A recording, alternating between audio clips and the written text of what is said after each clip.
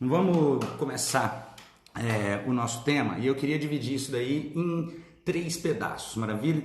Pensando na química ambiental, a gente pode dividir aí como se fossem os estados físicos, não é? Gás, sólidos e líquidos, por exemplo. Né? Na parte gasosa a gente falaria um pouco da química atmosférica, não é?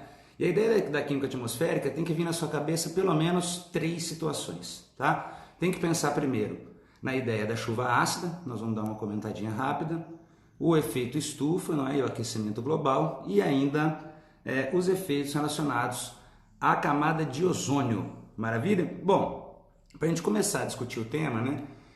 A gente poderia pensar num primeiro momento no que a gente chama aí de chuva ácida, né? Como que essa chuva ela é produzida, em que situações? A gente tem basicamente 3 tipos de chuva ácida, sim? Se você parar para pensar do ponto de vista do pH, toda chuva vai ser considerada ácida, porque a chuva tem um pH ali próximo de 7, mas um pouquinho para baixo, né? 6,5 por aí. Mas a gente considera como um problema ambiental, como um agravante, quando essa chuva ela atinge pH em volta de 5,5 para baixo, ou seja, eu tenho um pH já um pouco mais ácido, caracterizando uma maior presença de H+, de acidez. Maravilha? Por que eu falo que toda chuva é ácida? Existem óxidos, né, que são materiais que têm oxigênio ligado a um outro material. Os óxidos ácidos, na maioria das vezes, são óxidos que apresentam oxigênio ligado a um ametal, como por exemplo o CO2, o gás carbônico, o SO2, dióxido de enxofre, o SO3, trióxido de enxofre e outros mais, como os óxidos de nitrogênio, por exemplo. Então tem que vir na sua cabeça aí 3 camaradas, carbono, o CO2. Quando o CO2 reage com a água, ele provoca uma reação que gera um ácido. Deixa eu só colocar essa reação aqui para a gente entender como é que ela é. Essa reação seria mais ou menos assim, ó. Eu teria o H2CO3, que é o meu produto. Para isso eu pegaria o CO2 e iria reagir com a água que está presente na atmosfera. Essa reação é uma reação que vai acontecer em todos os lugares, porque existe CO2 espalhado na atmosfera para todo lado, né? A gente tem uma concentração altíssima de nitrogênio e oxigênio, depois vem o argônio, né? No ar, nitrogênio, oxigênio e argônio, e aí a gente tem também CO2 com presença interessante, ainda mais agora com todo esse agravamento, liberação de queima de combustível fóssil, liberação de CO2 na atmosfera, beleza? Essa chuva não é considerada ácida para os parâmetros que a gente trabalhou com pH abaixo de 5,5, porque ela me dá um pH próximo de 7, então ela é ligeiramente ácida, beleza? Bom, qual que é a primeira ideia nossa? A chuva ácida que a gente vai pensar, não é? É aquela chuva relacionada ao enxofre. O enxofre ele pode ser produzido naturalmente em vulcões, regiões vulcânicas, né? Esse enxofre ele oxida na atmosfera, gerando SO2, depois ele gera o SO3 e reage com a água, produzindo ácido sulfúrico. Portanto, a última reação seria essa, ó, o SO3 reagindo com a água, virando H2SO4. Bom, agora eu tenho aqui o ácido sulfúrico, que é um ácido forte. Portanto, essa é uma das chuvas consideradas ácidas realmente. Ela pode ser produzida também de maneira artificial, né? Por exemplo, em regiões que tem uma quantidade muito grande de indústria, queima de combustíveis fósseis, porque quando a gente queima o combustível fóssil, libera uma quantidade de enxofre na atmosfera, né? Olha o diesel, por exemplo, aí o diesel S500, S1000, S50, essa é a quantidade de enxofre em ppm que eu tenho no diesel.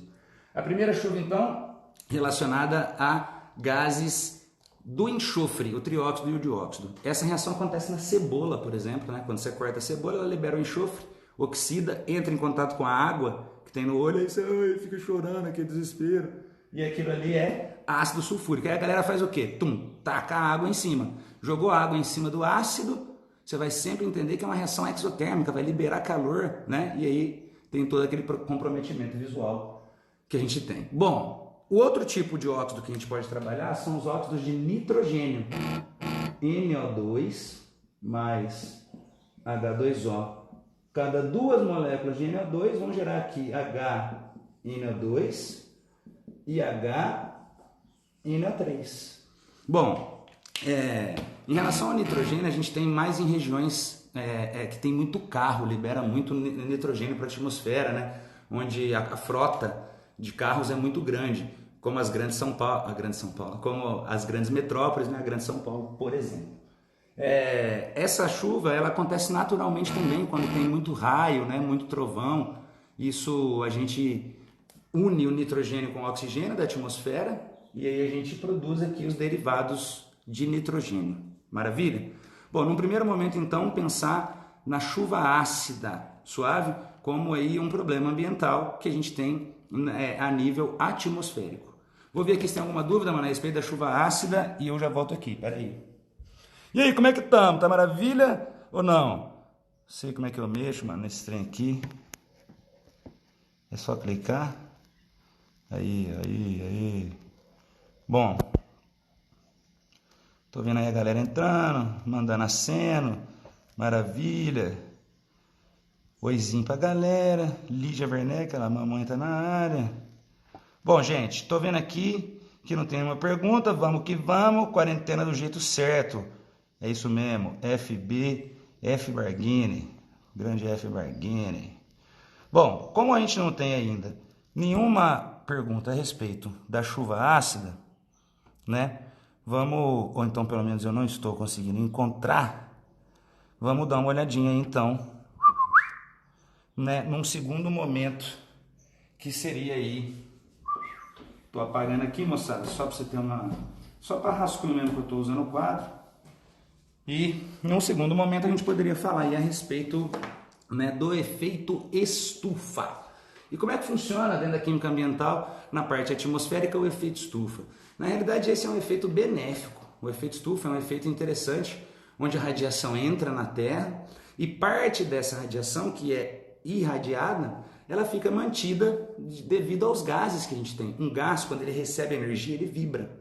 Né? Uma molécula, um átomo, quando ele recebe energia, ele vai vibrar. Então ele armazena um pouco daquela energia. E depois ele vai liberar essa energia de noite, por exemplo, né? Quando estiver mais frio, essa energia então ela fica aprisionada na nossa atmosfera, beleza? Isso é uma coisa legal, se você parar para pensar, né, em outros planetas, que, por exemplo, Marte, né, ele teve uma atmosfera mais densa, poderia até abrigar água em algum outro momento. Se você pensar Vênus, a atmosfera é extremamente densa, ou seja, é muito quente lá, o efeito estufa de Vênus é gigantesco comparado ao nosso, mas é uma coisa natural. Portanto, tem gente que coloca o efeito estufa como um problema ambiental. E não é bem essa a ideia, não é? O efeito estufa natural, ele é uma coisa até benéfica, ajuda a controlar a temperatura da Terra. O problema que a gente tem é o agravamento do efeito estufa, do que alguns cientistas chamam de aquecimento global. Existe até uma discussão a respeito do aquecimento global, se pode ser causado mesmo pelo CO2 e tudo mais. Muitos professores colocam o CO2 como o grande vilão da história.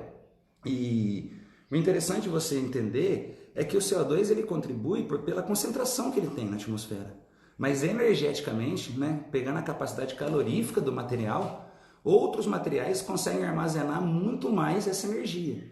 Se eu te perguntar qual é o gás que você acha que contribui, né, mais para o efeito estufa natural da Terra, aí você vai pensar no CO2? Não, não é o CO2. Ah, se não é o CO2, só pode ser então o peido da vaca, vai ser o metano, é o metano? Também não, são gases que contribuem bastante, depois eu vou falar deles de maneira isolada, mas pensa que esse efeito estufa natural, ele muitas vezes é causado pelo próprio vapor d'água. A água, por ser uma molécula polar, ela recebe energia, ela consegue armazenar mais essa energia, você sabe disso. Você já nadou na praia de noite? Como é que é quando você vai nadar na praia à noite? A água recebeu energia o dia inteiro, aqueceu. Você vai entrar à noite na água, a água está quentinha, concorda? Ou seja, ela tem essa capacidade de reter o calor. Se você pegar uma região, e como essa retenção de calor contribui com a temperatura, né? Se você pegar uma região desértica, por exemplo, onde a quantidade de água é muito baixa na atmosfera, a temperatura não é mantida. Você tem uma variabilidade térmica gigante durante um dia, por exemplo. Por quê? Porque eu não tenho essa água na atmosfera. A água, então, tem um papel importantíssimo no efeito estufa natural. Agora, o agravamento do efeito estufa é provocado pelos gases que a gente emite na queima de combustíveis fósseis, por exemplo, como o CO2, queima de petróleo, não é? Gasolina e os derivados do petróleo. Ainda o carvão natural, que é muito usado aí em termoelétricas, né? Tem países que a termoelétrica ainda, né, na matriz energética, é a principal responsável por gerar energia para um país, como na China, por exemplo, que a gente tem muitas termoelétricas, né? Até aqui no Brasil, um tempo atrás aí teve um consumo exacerbado de energia, a galera começou a acionar as termoelétricas, né? Além de ser mais cara, libera CO2 para a atmosfera, que ajuda a contribuir para o aumento da temperatura. Suave, moçada? O metano, por exemplo, ele é um gás que é produzido através da degradação anaeróbica dos materiais. Na falta do oxigênio, a degradação anaeróbica feita por algumas bactérias produz o metano, que é o CH4, né? Esse metano, ele, por exemplo, em regiões de alagamento como hidrelétricas, né? Às vezes a gente fala assim, a energia da hidrelétrica é uma energia limpa, mas a gente não considera muito os fatores que estão atrás daquele processo, né? Como alagar uma região inteira vai liberar muito metano, vai aumentar a temperatura da atmosfera. É colocado o metano como grande vilão também nas áreas de pecuária, né? Uma vez que o gado, ele por ter esse processo de digestão, produzindo metano, libera quantidades muito grandes de metano, mas pensar sempre que é uma balança, né? A gente está pegando lá o petróleo que está lá embaixo da terra, tá tirando esse petróleo debaixo da terra, era para estar parado lá, tá queimando esse gás aqui, esse petróleo aqui e liberando o gás aqui em cima. Haja planta, concorda comigo, para pegar esse CO2 de volta e fazer o processo de fotossíntese. Maravilha? Bom, vou dar um panorama geral, falar um pouquinho de cada processo. Efeito estufa já é uma coisa batida, caiu bastante no Enem ali na época de 2010, por ali, há uns 10 anos atrás, quase toda a prova vinha efeito estufa, e não diferente com a camada de ozônio, né, que caiu até alguns Enems aí para trás. Alguma dúvida, moçada? Tamo junto? Tá dando para acompanhar? Gostou do desenzinho? Ai, eu fico feliz, cara, eu fico feliz, porque eu nunca fiz isso na vida e você tá aí me acompanhando, eu fico realmente feliz. Chego a me emocionar. Vou ver se tem dúvida, mano, e vamos que vamos. Pera aí.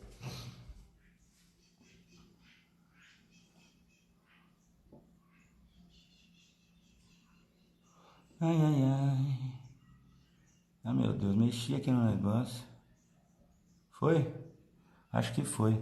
Eu não sei, velho, porque o bagulho tá fazendo assim, de repente ele faz. Eu só queria saber como mexer aqui. Não é possível usar o teclado, não sei o que lá.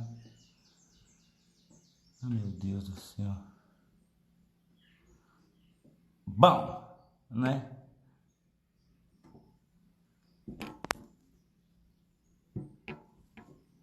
Tamo que tamo. Falando do ozônio um pouco, eu não tô sabendo, mano. Se tiver dúvida depois, eu tento mexer aqui, eu respondo as dúvidas, tá? Vamos falar mais um pouquinho do ozônio. Como é que funciona a ideia do ozônio. Bom, uma das coisas que eu tinha na minha cabeça lá atrás, né? Em relação à camada de ozônio, é que existia um tanto de ozônio, mano, uma camada de ozônio, entendeu? E um monte de ozônio que protegia a gente. Ah, um detalhe que eu esqueci. Em relação ao efeito estufa, essa radiação que a gente filtra é radiação infravermelha, tá? Já o ozônio, ele tem a característica de filtrar outro tipo de radiação, que é a radiação ultravioleta. Portanto, no aquecimento global, no efeito estufa, há uma concentração de raios de natureza infravermelha na atmosfera. Já o ozônio, ele vai filtrar, né, a radiação ultravioleta. Bom, na realidade o que a gente tem não é uma camada cheia de ozônio. O ozônio vira oxigênio, o oxigênio volta a virar ozônio no equilíbrio químico. O que acontece é que a gente está desequilibrando essa balança. E aí está tendo uma redução, né, da camada de ozônio. Muitas vezes alguns professores de geografia, né, papai, mamãe, né, não sei como é que é a ideia, mas falam no buraco da camada de ozônio. E isso às vezes passa uma noção para o menino que existe um buraco mesmo. Né? Como é que eu vou fazer um buraco num gás? Concorda que aquilo é uma camada gasosa? Então o que acontece na realidade é uma diminuição na espessura da camada de ozônio. Como que isso acontece? Através da utilização de CFCs, por exemplo, né, clorofluorcarbonos, que são gases usados como propelente em aerosóis, né, gases usados na refrigeração também, por exemplo. Esses gases, eles sobem para a estratosfera, a camada de ozônio é a nível estratosférico, já passou, né, da troposfera, que é a primeira camada, e a nível estratosférico ele começa a degradar essas moléculas de ozônio, desequilibrando a relação ozônio-oxigênio. E isso então vai diminuindo a espessura dessa camada. Uma vez que a gente não tem isso, né, a gente diminuindo esse filtro natural que a gente tem, a radiação ultravioleta invade a Terra, né, e essa radiação ela é extremamente nociva aos tecidos, por exemplo, né, provocando aí ultimamente, né, nas últimas décadas aí, um índice altíssimo de câncer de pele, por exemplo, devido à incidência gigantesca desses raios. Suave, moçada? Uma coisa interessante também da gente lembrar é que até certo ponto a gente tem esse papel do ozônio contribuindo um pouco para o aquecimento da Terra, pelo tal efeito estufa, não é? Porque a radiação ultravioleta chega na camada de ozônio, existe uma sequência de reações químicas, todas elas através de radicais livres, formação de elétrons isolados. O radical livre tem uma reatividade gigantesca, ele ataca outras moléculas de ozônio. Portanto, às vezes uma molécula de CFC que gera um radical livre pode destruir milhares de moléculas de ozônio. E aí a balança nossa vai ficar desequilibrada. E nessas reações eu tenho liberação de calor. O saldo energético, né, se fosse o nosso digníssimo Hess, na lei de Hess, se fizesse o saldo energético, ela é uma reação que libera energia. Portanto, a radiação ultravioleta vem, ela é filtrada e o que eu tenho depois é a liberação de calor. Portanto, pode ser que haja uma certa contribuição, né, para o aquecimento global. Maravilha? Bom, galera, nesse primeiro momento, né, a gente está falando sobre a química atmosférica e muitas vezes a gente foca muito na parte do outdoor, né, que eles chamam, que é a química que está acontecendo lá fora. A gente fala lá do de fora, né, da coisa macroscópica. Mas uma coisa que tem caído nas provas ultimamente e tem sido interessante, porque aí a gente pode trabalhar com diversos materiais que são considerados poluentes, é o processo indoor da atmosfera, né, dentro da sua casa. Por exemplo, quando eu era mais novo, as boates, né, não tinha proibição de fumar, por exemplo, um lugar reservado, aberto, a céu aberto. Então a galera fumava dentro, né, da boate, chegava em casa, o cabelo das meninas tudo fedendo, entendeu? Era aquela loucura. E eu tenho ali, além, né, dos agravantes atmosféricos, né, do cigarro, eu ainda tenho, né, a nicotina e outros materiais que provocam dependência e tudo mais. E em relação a essa ideia da atmosfera indoor, existem aí alguns materiais, né, dependendo de onde você está trabalhando, né? Mas, por exemplo, o sulfeto de hidrogênio, que é o H2S, ou ainda cloro, não é? E alguns outros materiais. Essa ideia ela vai ter que estar sempre atrelada a alguma coisa específica. Por exemplo, no caso da Boate Kiss, que pegou fogo naquele preenchimento, isolamento acústico que existia, liberou uma quantidade muito grande de monóxido de carbono, que é o CO, e ele é extremamente tóxico para células e tudo mais. Então eu deveria, né, compreender cada um desses gases, né, qual é o efeito que esse gás traz e pesquisar as propriedades, né, o que faz aquele gás ser letal ou não. Por exemplo, o monóxido de carbono age em tal lugar, o CO2 na hemoglobina, o outro em tal lugar e assim por diante. Maravilha, moçada?